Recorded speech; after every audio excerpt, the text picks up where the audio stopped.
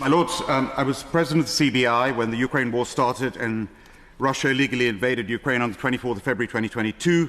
On the Monday after the war started, I went to see Ambassador Vadim Pristaiko at the Ukrainian embassy to offer the help of British industry. And it was then that I heard from the horse's mouth that Ukraine was going to fight.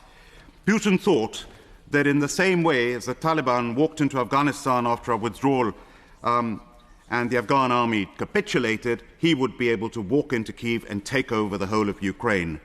And my Lords, we must remember that the war actually started over a decade ago in Crimea in 2014. And as the noble Lord Ricketts said in his excellent speech, Moscow's aim was to undermine NATO, but here's blunder number 2 by Putin. The week after the invasion, I was scheduled to speak to the EU ambassadors at their regular meeting at the EU embassy in Smith Square. And during my speech, I looked at the ambassadors of Finland and Sweden and I said, "Are you ready now to join NATO?" And they said, "We are ready within 5 minutes." And sure enough, Finland and Sweden have now joined NATO, 2 formidable defence powers. Finland able to muster hundreds of thousands of trained troops within weeks. They have a far longer border with Russia, more than 1,400 kilometres than Ukraine does. And both countries are also formidable defence manufacturing powers and rifles, artillery, aircraft, you name it. And the noble Lord Kirker, in his excellent opening speech, said that there's a lack of equipment. And I believe, my Lords, we cannot support Ukraine in a half-hearted way. Every single peer who's spoken in this debate, whether independent or from any party, we're united in defending and supporting Ukraine. But I do believe we've got to do it all the way. Why don't we give them the Tomahawks? President Zelensky said, "Give me wings," when he came here and addressed us. As an honorary group captain in 601 Squadron in the RAF, I'm so proud that it is the RAF that is now training Ukrainian pilots to fly F-16s. And my Lords, I'm like a stuck record. In the 2019 debate on the 70th anniversary of NATO, I said then, when we're spending 2% of GDP on defence, we should be spending 3%. Does the Minister agree that that is what we should be doing?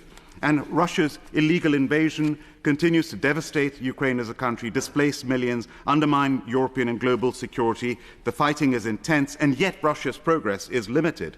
And Ukraine still holds the fortified fortress belt.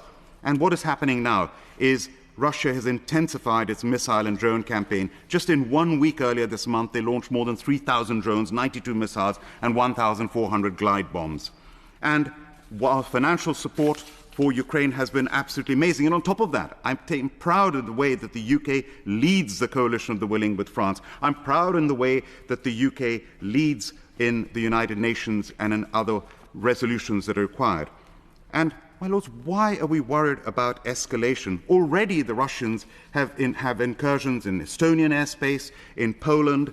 We've got to deal with this and face up to it. And what is really important is that Ukraine has now become a testing ground for modern warfare.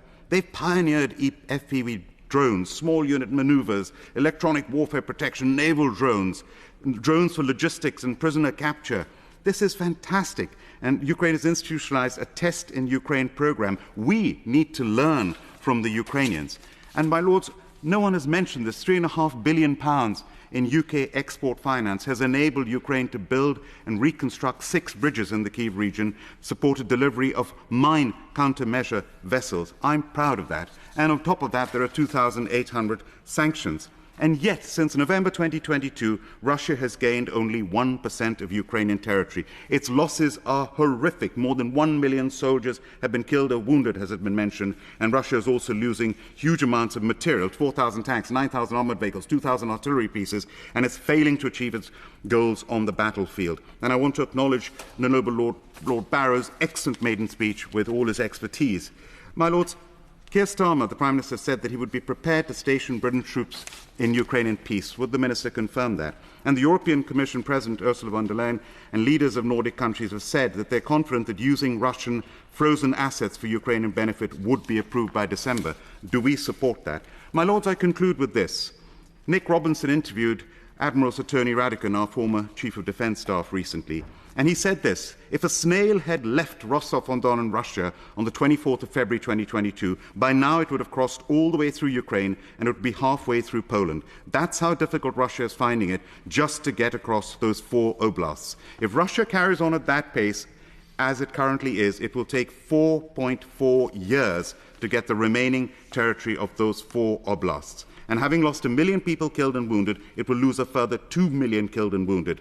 So this is about Ukraine's bravery, Ukraine's courage, our support to Ukraine to keep them in the fight and to keep imposing that cost on Russia. And my lords, I conclude with this quote from Yuval Noah Harari in the Financial Times. He said, "War is not won by the side that conquers more land, destroyed more cities, or kills more people. War is won by the side that achieves its political aims. And in Ukraine, it is already clear that Putin has failed to achieve his chief war aim, the destruction of the Ukrainian nation."